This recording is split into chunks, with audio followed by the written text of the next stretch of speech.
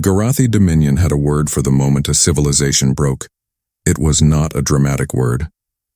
It did not translate in any of the 17 languages the Dominion administered across its 400 light-year sphere of influence to anything resembling the theatrical vocabulary of collapse.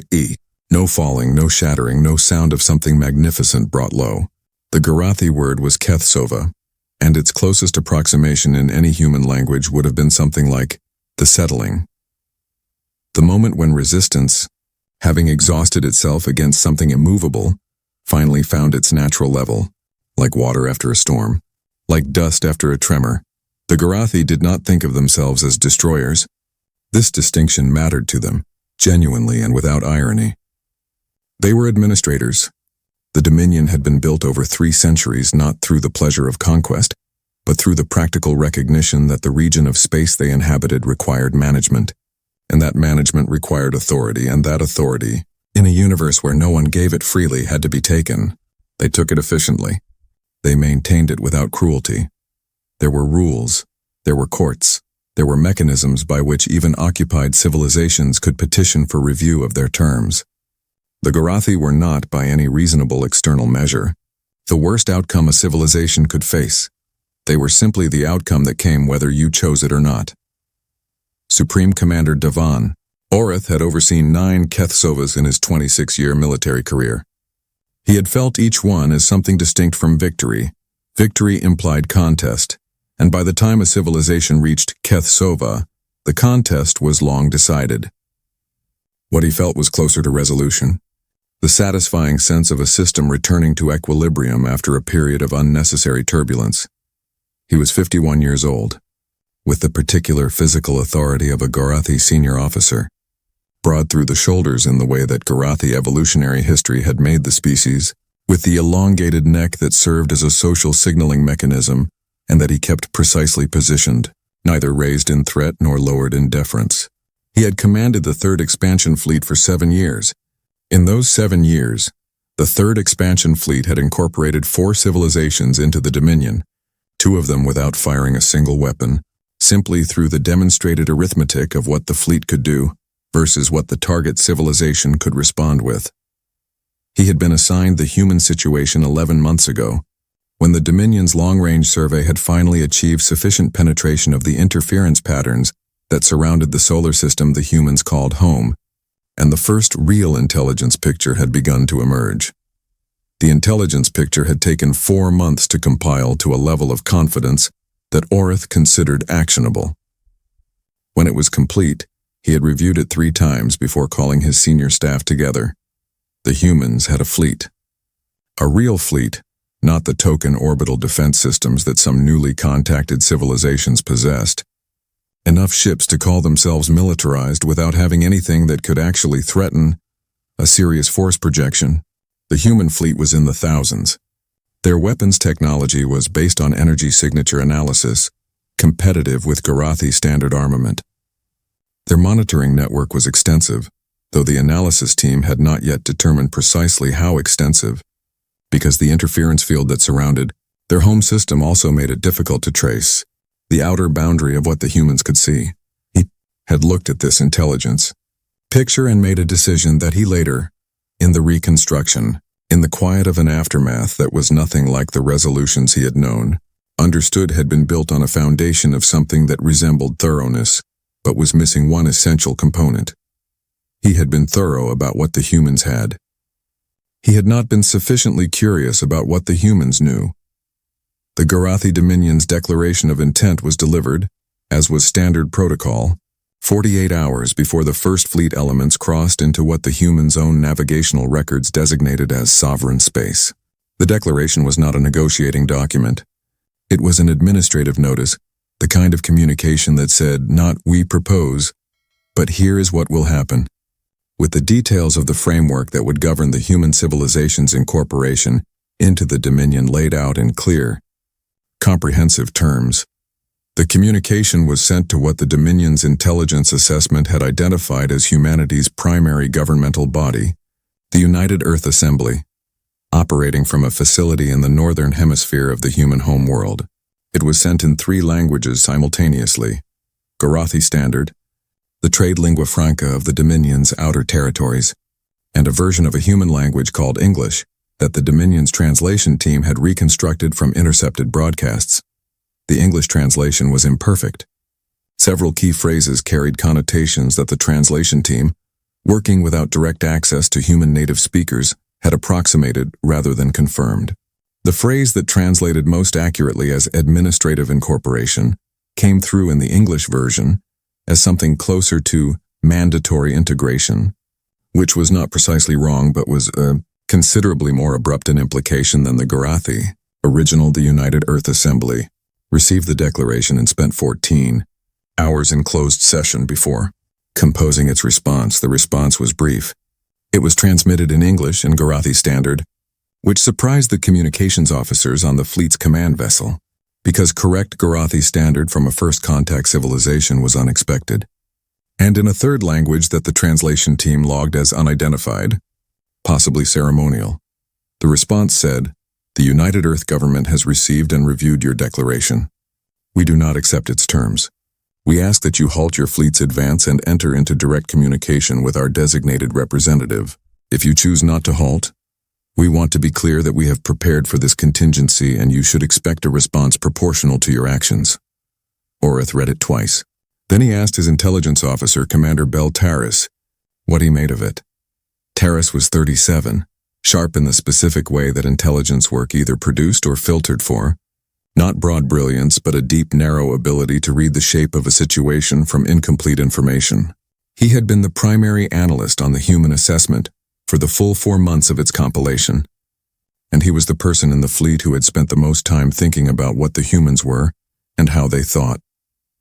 The phrase "prepared for this contingency," Taris said carefully. That phrasing implies anticipation, not reactive preparation, not scrambling to respond now that we've sent the declaration. Prior preparation. They saw us coming, or they planned for the possibility of something like us coming, and they prepared in advance. Every civilization with a functioning military prepares for invasion in advance, Orith said. Yes, Taris agreed. But most civilizations, when they're facing a fleet our size for the first time, don't mention it in the response to our declaration.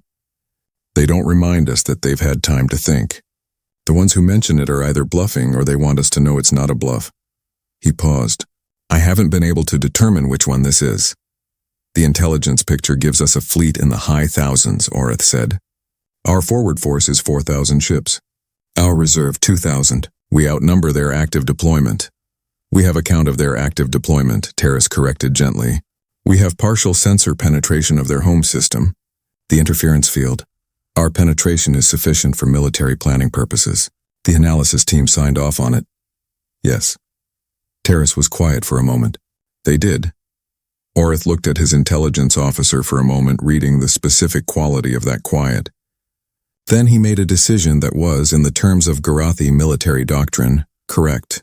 That was, in the terms of what was actually happening, wrong. Continue advance, he said. Standard formation. We'll receive their designated representative when we reach contact range. The Gorathi 3rd Expansion Fleet crossed the outer boundary of human sovereign space at 0600 hours, Greenwich Mean Time on a Thursday. This was not a date that anyone on the fleet had any awareness of, but it would be commemorated on Earth for a long time afterward, under a name that was officially neutral and practically anything but Contact Day. The fleet crossed in 3 waves, with the lead wave of 1,200 ships serving as the primary contact force and the second and third waves, 1,400 and 1,400 respectively, holding in staged positions behind them, a demonstration of depth that the Gorathi doctrine specified as essential to the psychological architecture of the initial approach. You did not show everything at once. You showed enough to make compliance rational, and kept the rest visible but behind, a reminder that the displayed force was not the limit of the force available. The human monitoring net registered the crossing at 600 hours and 12 seconds, which is to say almost instantaneously, which is to say that the humans knew the fleet had moved before most of the fleet's own junior officers had confirmed it on their internal communications.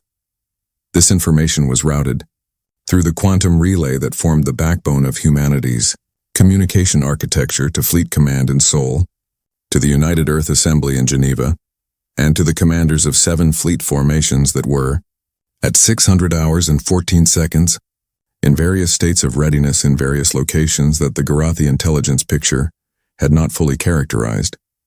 At 600 hours and 30 seconds, a communication was opened on the channel that the United Earth government had designated as the point of contact in their response to the declaration. The voice that came through was calm, professional, and introduced herself as Admiral Seo-yeon Park, speaking on behalf of the United Earth Defense Architecture. "Commander Oreth," she said, using his rank and name correctly, from the Dominion's own declaration. "Your fleet has crossed into human sovereign space. I am formally notifying you that this constitutes an act of aggression under the terms of our own defensive protocols, and that we are now authorized to respond. I'm going to ask you one more time to halt your advance and enter into genuine negotiation. After that, I'm not going to ask again." Oreth listened to the communication. Then he replied with the measured courtesy that Gorathi doctrine specified for the initial contact phase. Firm but not contemptuous, clear but not cruel.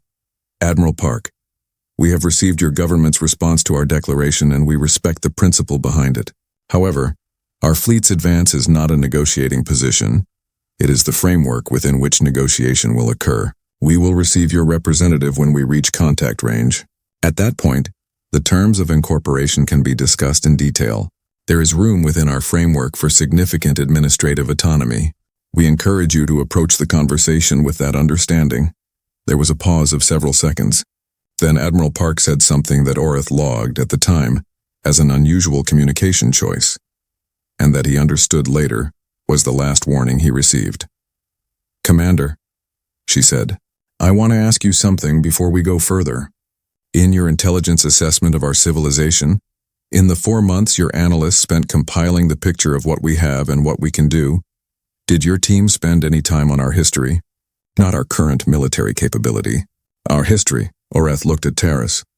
Terrace made a small movement, not quite a gesture, more the physical equivalent of a note being filed. "Our assessment focused on current military and economic capability," Oreth said. "Standard protocol." "I understand," Park said. "I thought that might be the case. I wanted to mention it because our history is relevant to what happens next. But I'll let you see that for yourself." The channel closed. The Gorathi advance continued for 4 hours without incident. The lead wave maintained its formation and its course, moving toward the inner system at a velocity calibrated for approach rather than assault, fast enough to project momentum, slow enough to allow the contact sequence to unfold at a manageable pace. In those 4 hours, several things happened simultaneously, at different points in and around the human solar system, that the Gorathi fleet's sensor network was receiving partial, degraded, and in some cases entirely absent information about. The first thing was a change in the thermal signature of the asteroid belt. The belt was dense enough, and the Gorathi passive sensors were penetrating through enough layers of interference and debris that the analysis team registered the change as a variation in natural phenomenon, the slow heating of asteroid surfaces as the system's star angle shifted, or something similar. The analysis team flagged it as nominal variation and moved on to higher priority tasks. The second thing was a series of extremely brief, extremely low-power communications bursts that originated from 7 different points in the outer system and terminated at 7 different points in the inner system. The bursts were below the Gorathi fleet's detection threshold for active signals. They were not detected. The third thing was that the single human vessel that had been holding position at the inner boundary of the contact zone, a ship that the Gorathi sensor team had catalogued as a command and control vessel of approximately cruiser displacement, and had assessed as the human side's designated diplomatic contact platform, changed its configuration in a way that was very small and would have been easy to miss. It did not change course. It did not change speed. It did not power up weapon systems or change its emissions profile in any way that the Gorathi sensors would flag as threatening. What it did was extend a secondary antenna array, a physical structure unfolded from the ship's hull that added approximately 40 meters to the vessel's profile. The Gorathi sensor team noticed this and logged it as communications equipment deployment. Probable diplomatic preparation. The array was not communications equipment, Commander. Bell Terrace was in the fleet's primary intelligence center, when the first anomaly came in that he could not explain away. It was a gravitational reading. The Gorathi fleet's navigation system maintained a continuous gravitational map of the surrounding space, primarily for course correction purposes in regions where the density of mass C, asteroids, debris, the accumulated small bodies of a stellar system could affect flight paths at the margins. The map was precise enough for navigation, but not designed for the kind of detailed resolution that a dedicated gravitational sensor array could achieve. The anomaly appeared in the asteroid belt, a gravitational signature that didn't match the distribution map that the fleet's navigation system had built over the 4 hours of approach. The map had been built from the belt's natural distribution, and now something was different, not dramatically different. Not the kind of reading that would have triggered an automatic alert. Different in the way that a room is different. When something that has been in the corner has moved, and you can't immediately say what it is, only that the room is not quite the same as it was. He pulled the raw data and ran it against the 4-hour baseline. The comparison took the analysis system 40 seconds. The result showed 37 points of gravitational variation in the asteroid belt that had no natural explanation. Each variation was small. Together, they described a pattern. He had been an intelligence analyst for 15 years. He had developed in that time the specific skill of reading patterns in incomplete data, of looking at the shape of what was present and inferring the shape of what was absent. It was not a skill that translated well into verbal explanation. It operated below the threshold of language, as a kind of physical sensation in his understanding of a situation. What he felt, looking at those 37 points of gravitational variation, was the sensation of something very large that had been very still beginning, in the smallest possible way, to move. He pulled the secondary analysis and ran it manually, because the automated system had already categorized the variations as nominal, and he needed to override that categorization with his own authority before the system would devote additional processing power to them.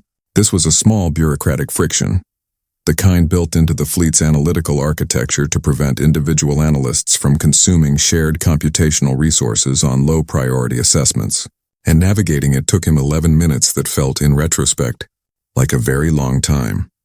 When the secondary analysis completed, he ran a third pass, this time using the navigation system's gravitational map, from the moment of the fleet's entry into the outer boundary, the earliest baseline available, and comparing it against the current reading. The comparison produced a result he had not expected. The 37 anomaly points were not new. They had been present in the earliest baseline reading, from the moment the fleet crossed into human sovereign space, which meant one of two things. Either the gravitational variations were genuine natural features of the asteroid belt that the fleet's initial mapping had catalogued incorrectly, or the ships, if that was what they were, had been in position before the fleet arrived. He spent 20 minutes ruling out the natural explanation. The mass distribution in the belt, cross-referenced against the system's stellar gravity model, was inconsistent with natural body formation at the anomaly points. The objects were too uniformly distributed. Natural asteroid fields had clustering patterns, density variations, the organic unevenness of material that had been shaped by orbital mechanics over billions of years. These 37 points were spaced with a regularity that was not chaotic enough to be natural. And then he ran the mass estimate, which the navigation system could derive from the gravitational signature within a reasonable margin of error. And the estimate came back with a range that corresponded, at the low end to vessels of approximately destroyer displacement, and at the high end to something considerably larger. 37 confirmed points. Unknown ceiling.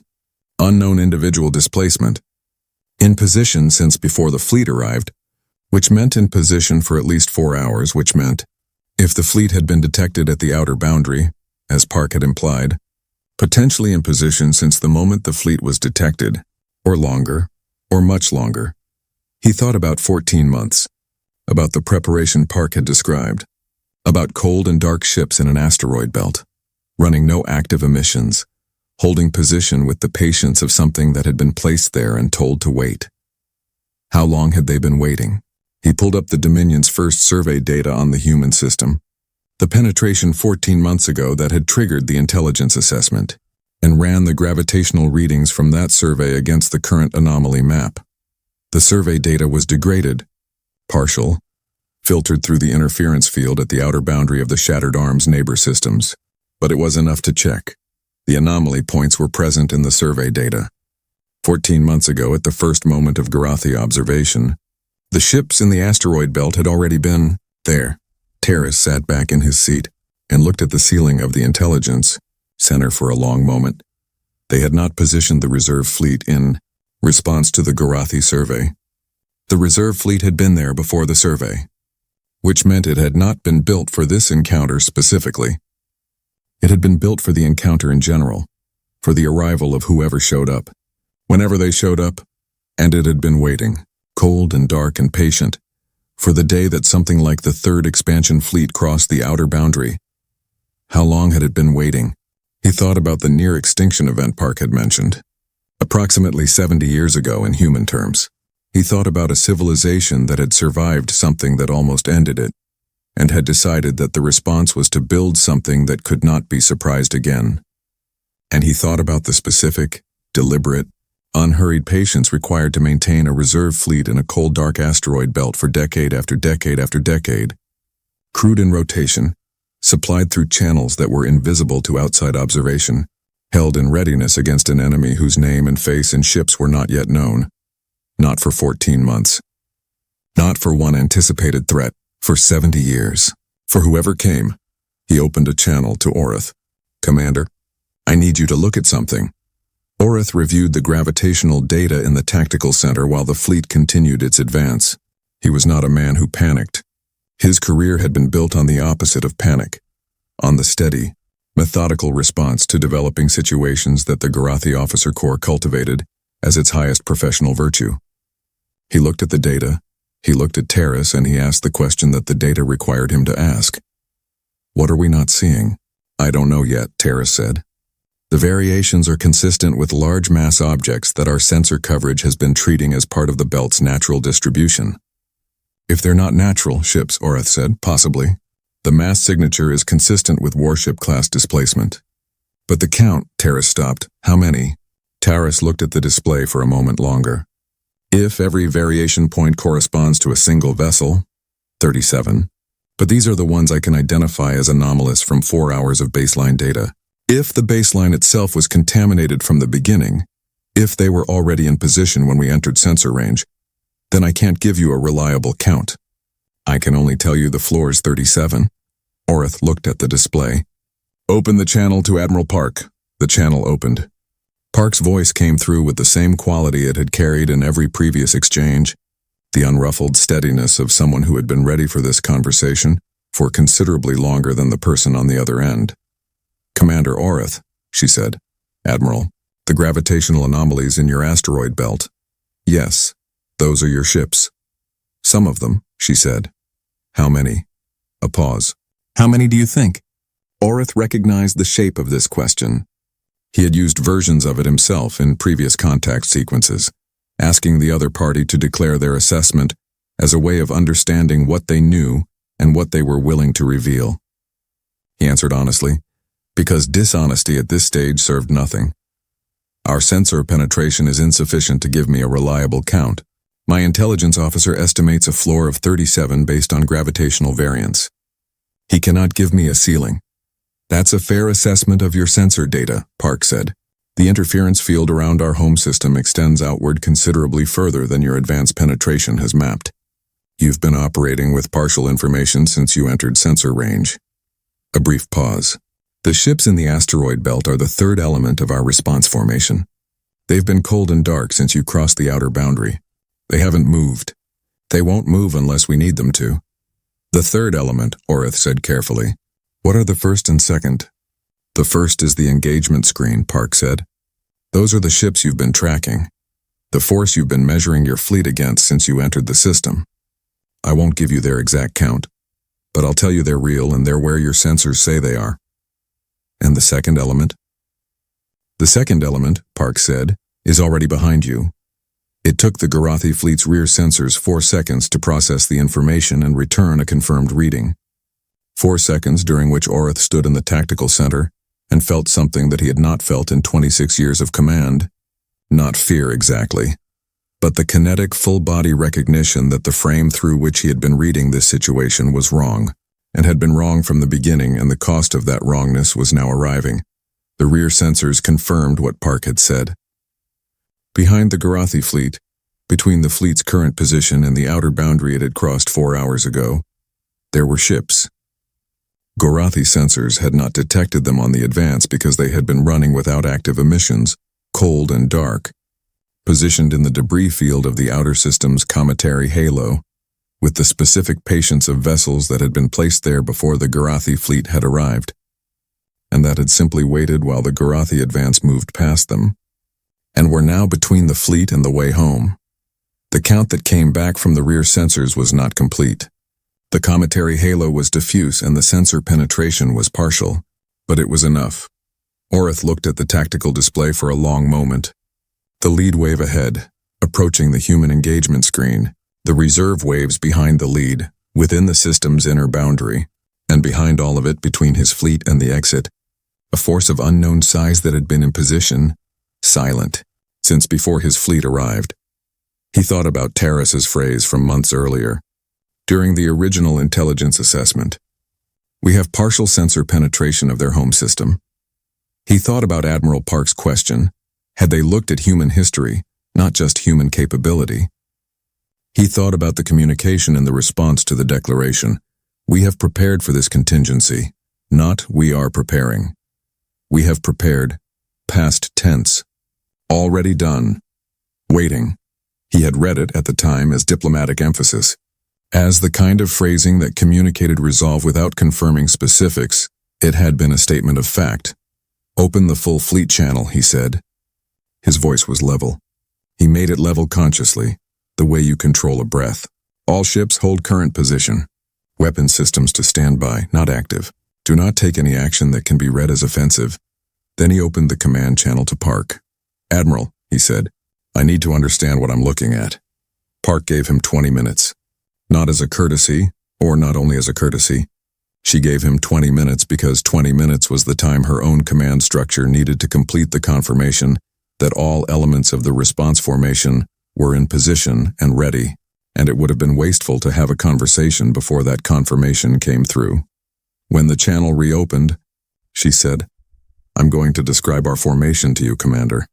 Not because you're in a position to act on the information, you're not, but because I think clarity serves both of us better than ambiguity right now.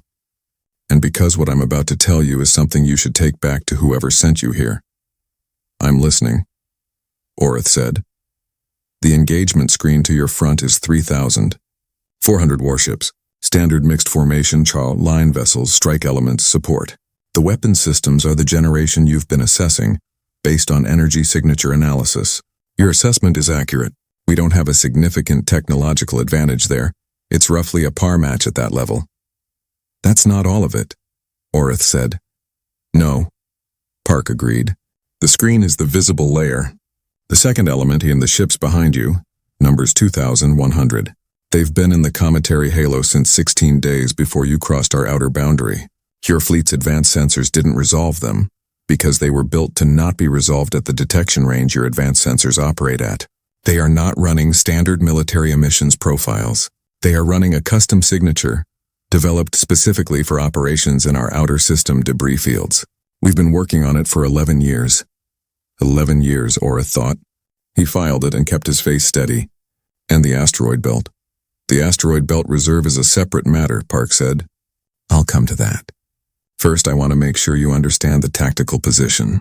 Your lead wave is facing 3,400 ships in a prepared defensive formation on ground they've been operating in for decades. Your reserve waves are inside a closing envelope. The cometary halo element is between you and your exit vector.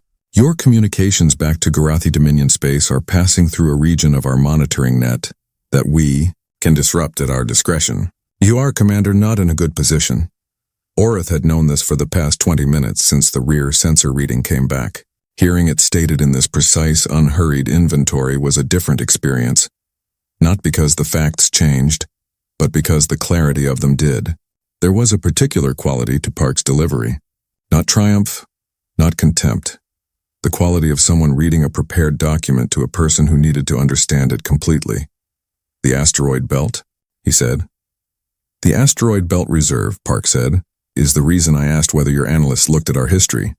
Because understanding it requires understanding us, and understanding us requires knowing where we came from." She paused. "A long time ago, in our terms, Earth was attacked. Not by you, by a different species in a different war. We won that war, but we came close enough to losing it that it changed something fundamental about how we think about defense. We spent the decades after that war asking ourselves a question that every civilization asks after a near-extinction event. How do we make sure this never happens again? And the answer was the asteroid belt," Orath said, "part of the answer. The monitoring network was part of the answer. The reserve fleet was part of the answer. The second layer formations in the cometary halo were part of the answer." Park's voice was even. "The asteroid belt reserve is not a fleet in the conventional sense. It is not organized for engagement. It is organized for a specific purpose, which is to ensure that any force that enters our home system and is not resolved through the first two layers of response cannot leave. It is a containment element. Its job is not to destroy. Its job is to make certain that whatever comes into our space understands that the decision to come in was permanent, unless we permit otherwise." Orath absorbed this. "How many ships?" "Enough," Park said. "That's the honest answer. I could give you a number, but the number is almost beside the point. The point is the principle. The asteroid belt reserve exists to make the calculus of attacking Earth so comprehensively unfavorable that the calculation is never made. Not by you. Not by whoever comes after you. Not by anyone who hears the account of what happened to the force that tried." The last sentence landed in the tactical center with the weight of something that had been very carefully chosen. Orath heard it and understood precisely what it meant. Not a threat. An explanation. A description of the mechanism that the asteroid belt reserve was designed to set in motion. Not today, not in this room, but in the calculations of every Gorathi strategic planner who would read the report of what had happened here. Terrace did not leave immediately after the channel closed. He stood at the entrance to the observation bay for a moment, in the way of someone who had one more thing to say and was deciding whether the moment was right for it. "Commander," he said. Orath looked at him.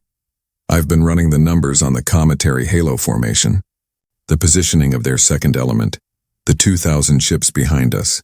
He paused. "The geometry of it is not random.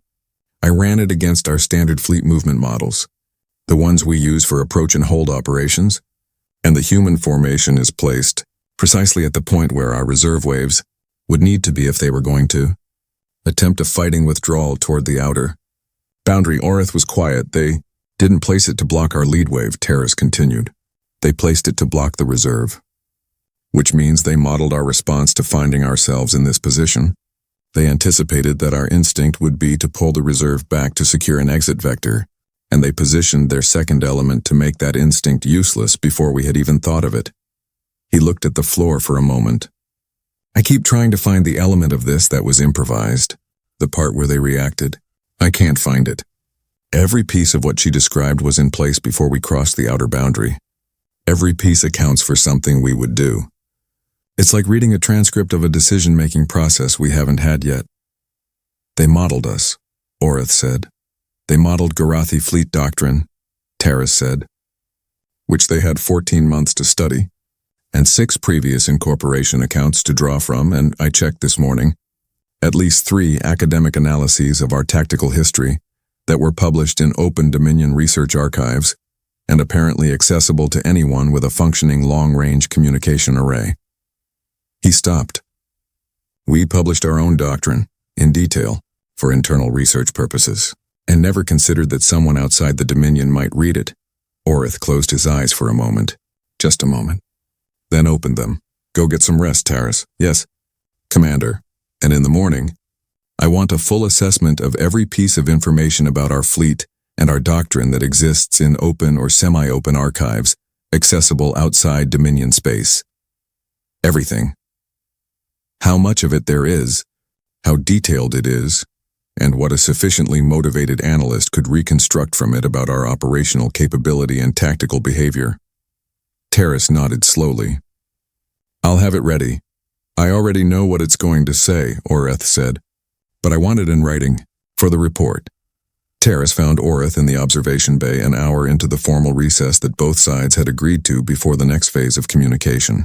The observation bay was a small space at the forward section of the command vessel, with a curved transparency that gave a direct view of the surrounding space.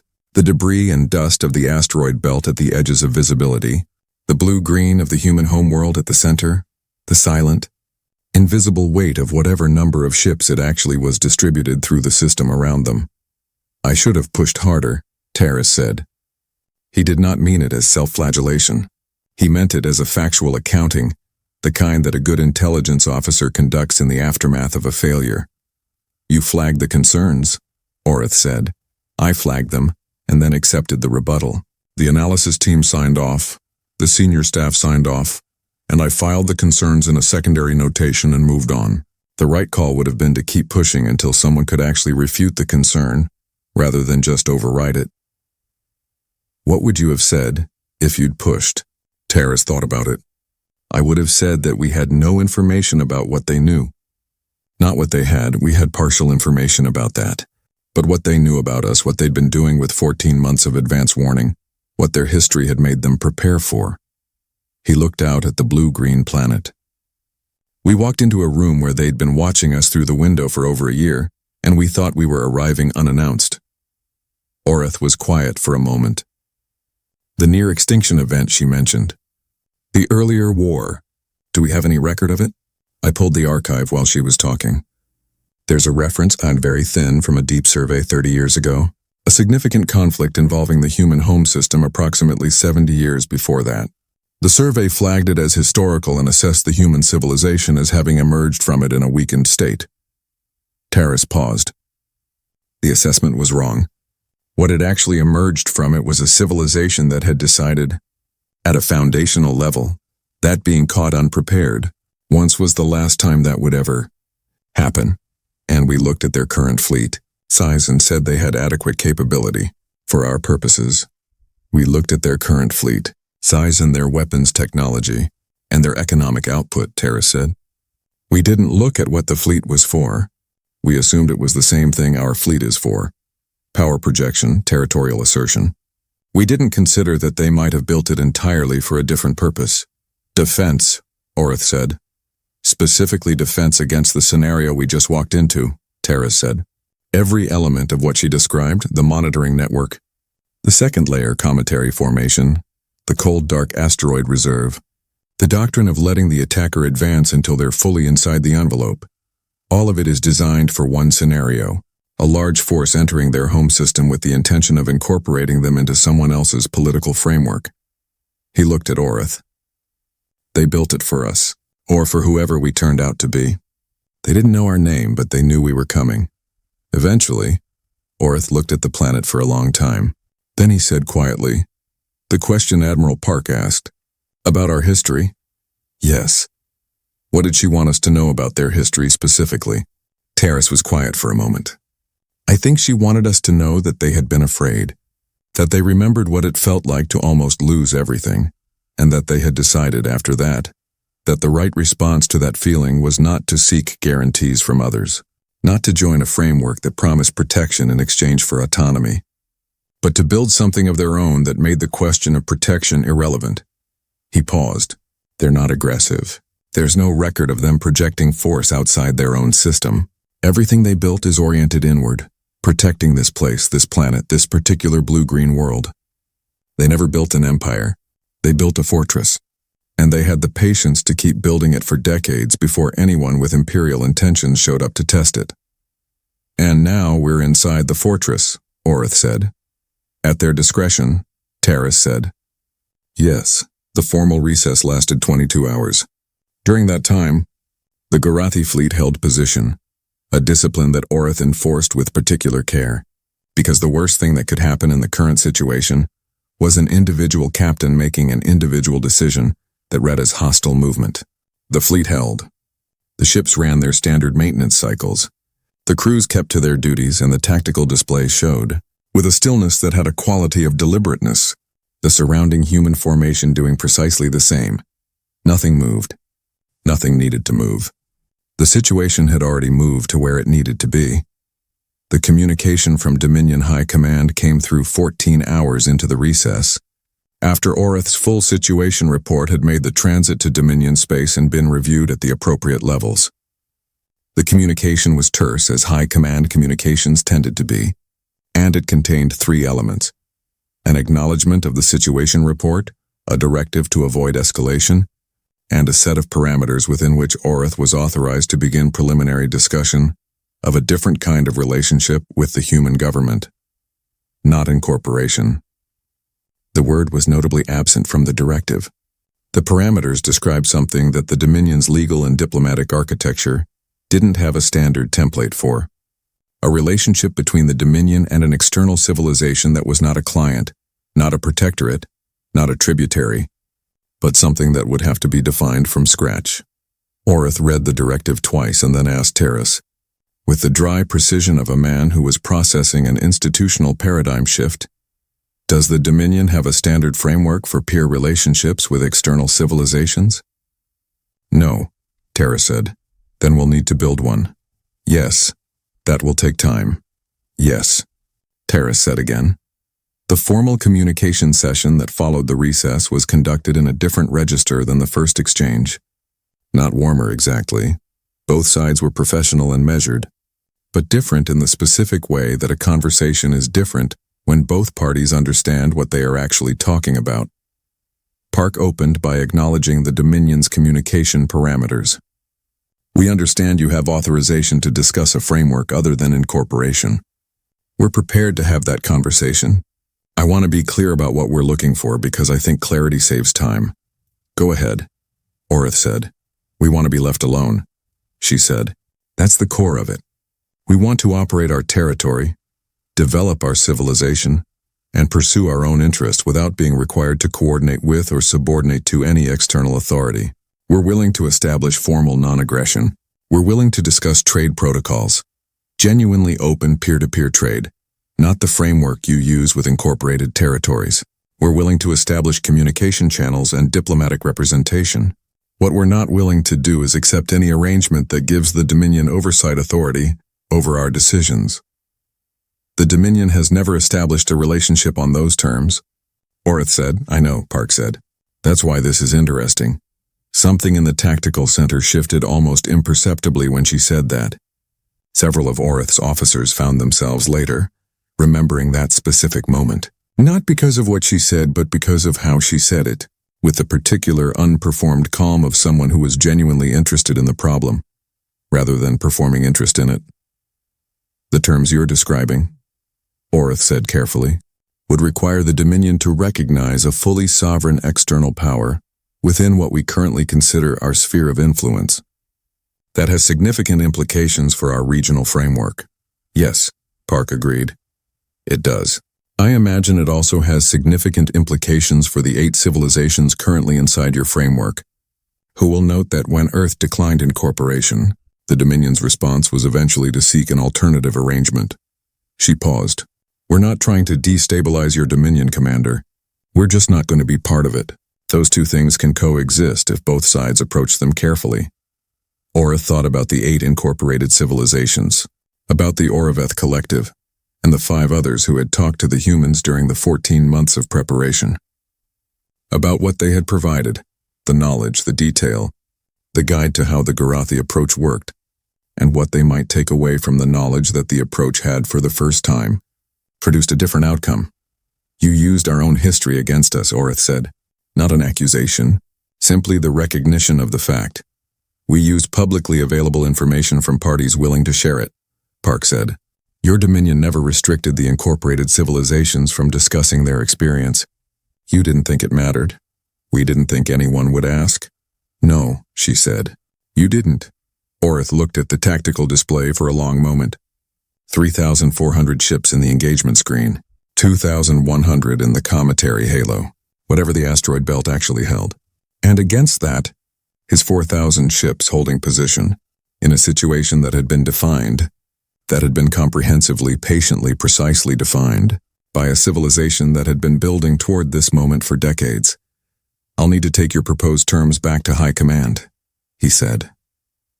"Of course," Park said. We'll give you a full written summary in Gorathi Standard, properly translated this time within the hour. We'd suggest allowing 3 months for the initial review, given the novelty of the arrangement. We're not in a hurry. You've never been in a hurry, Orith said. A brief pause. No, she said. We haven't. There was a moment, and this is the moment that later accounts would fix upon. The pivot between what the encounter had been and what it would become. When Orith opened a private channel to Park, not a fleet channel, a direct link, the kind the communication protocol they had, established, supported for command level. Exchange Admiral, he said. Commander, I want to ask you something I didn't ask during the formal sessions. Go ahead. The element you described, the asteroid belt reserve, its purpose as you described it is containment, ensuring that a force that enters your space cannot leave without your permission. Yes. We are leaving, he said. With your permission? Yes, she said again. Why? A pause. Because you stopped, she said. When you understood the situation, you stopped. You didn't test the engagement screen. You didn't attempt to force a path through the cometary formation. You didn't make any move that would have required us to respond with force. You held your fleet in position. You communicated honestly. And you took the information we gave you seriously enough to transmit an accurate report to your high command rather than a version that protected your position. She paused. That's what we were looking for. Not compliance. Not submission.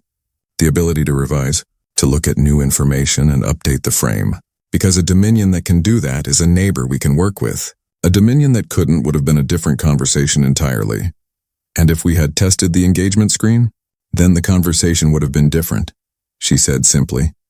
And considerably shorter. Orith was quiet for a moment. You designed the entire response to give us an opportunity to choose.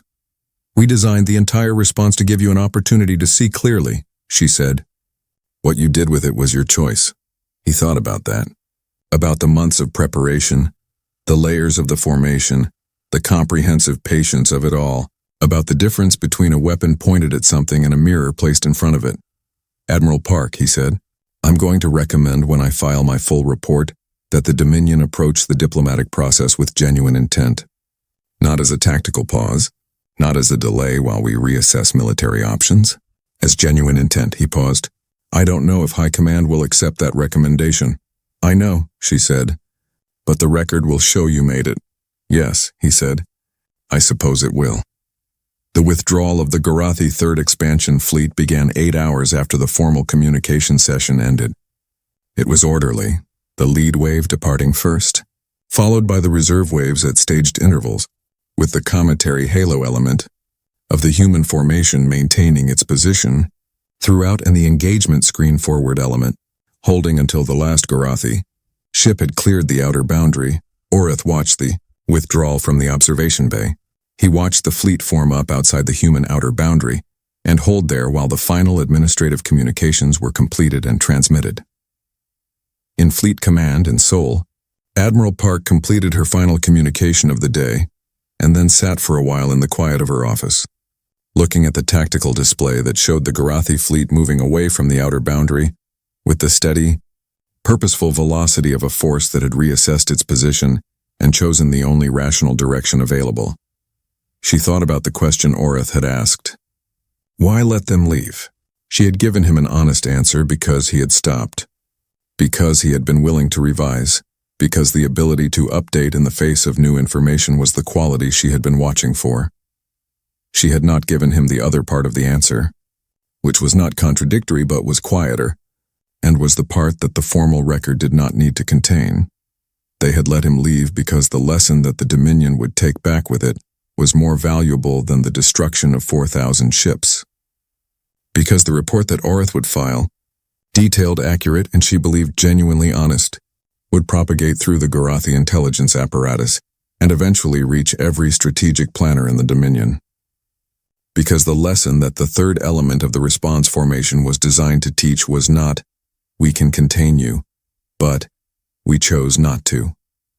The most powerful thing the asteroid belt reserve had done in this engagement was remain still, and because somewhere, in the files of every other civilization in this region of space that was watching what happened next, there would be an entry that said, Earth was approached by a force of 4,000 ships with the intention of incorporation.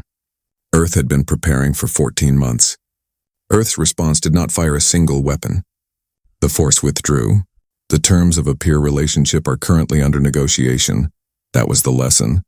Not the fleet size. Not the weapons. Not the layers of the formation or the sophistication of the monitoring network. The lesson was the restraint. The lesson was that when you had more than enough to destroy, you used exactly what was needed and not one unit more. The lesson was that the most convincing demonstration of capability is the willingness to not use it. She turned off the tactical display and sat in the dark for a while. In the quiet of a city that was going about its ordinary Thursday on the surface 300 meters below, mostly unaware of what had just not happened in the outer reaches of the solar system, the account that circulated through the region's diplomatic channels in the months following the third expansion fleets. Withdrawal was careful, factual, and thorough in a way that bore the specific fingerprints of a communication strategy rather than organic information diffusion. The Human Diplomatic Office, newly established in provisional form in the weeks immediately following the encounter, released a structured summary of the events to every civilization in the region that maintained an open diplomatic channel with Earth. Not to every civilization simultaneously, sequentially, in an order that suggested a considered decision about who needed to know what, and in what context. The incorporated civilizations of the Gorathi Dominion received their version first. It was the most detailed version, and it included, as an appendix, a summary of the information that the 6 incorporated civilizations, who had shared their experience with humanity, had provided during the 14 months of preparation. The summary named them. Not as a betrayal, the naming was framed explicitly as a record of their contribution to an outcome that had, ultimately, not required force in toise, but as an acknowledgement that carried, in the specific context of the Dominion's internal political environment, a weight that every reader would understand without it needing to be explained. The civilizations outside the Dominion received a shorter version. Accurate, complete in its essential facts, but focused specifically on the outcome rather than the mechanism. The outcome being, Earth was approached with an incorporation demand. Earth declined. The approaching fleet withdrew. A peer relationship framework is under negotiation, 12 words more or less, that describe something that had not happened in 3 centuries of Gorathi Dominion history, the Valthari Ascendancy, which had its own recent and relevant experience in this area, and had been following the developing situation with the acute attention of a civilization that had recently revised its own assessment of humanity, received a personal communication from Admiral Park rather than the standard summary.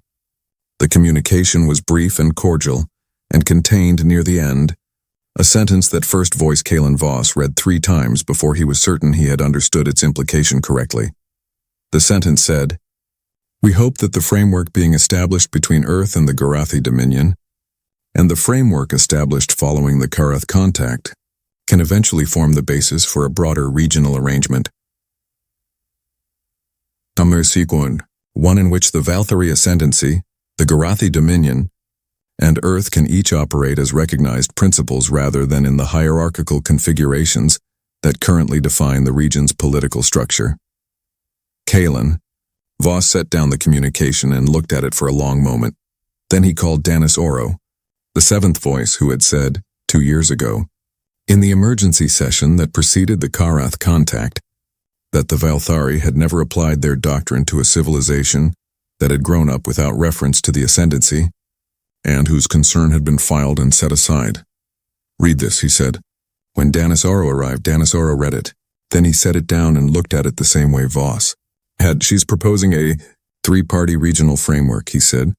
"Yes, with the Valthari Ascendancy and the Gorathi Dominion as co-equals with Earth. Yes, the Ascendancy and the Dominion have been adversarial for 80 years, yes," Voss said.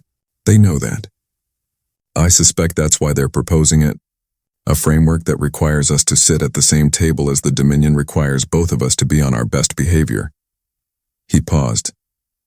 "And a framework that includes Earth as a co-equal principle means that neither of us can act against the other without Earth being in the room when we do." Danis Oro was quiet for a moment. "She's offering to be a stabilizing factor," in exchange for recognition as a peer. That's what it looks like. It's a significant offer. It's a very calculated offer, Voss said. Significant and calculated are not contradictory. He picked up the communication again and read the final sentence one more time. The question is whether we're willing to accept a regional order in which we are one principal among three, rather than the primary authority. Are we?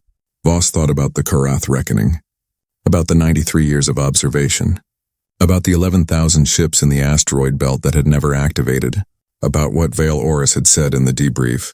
The most dangerous ship in any fleet is the one you didn't know was there.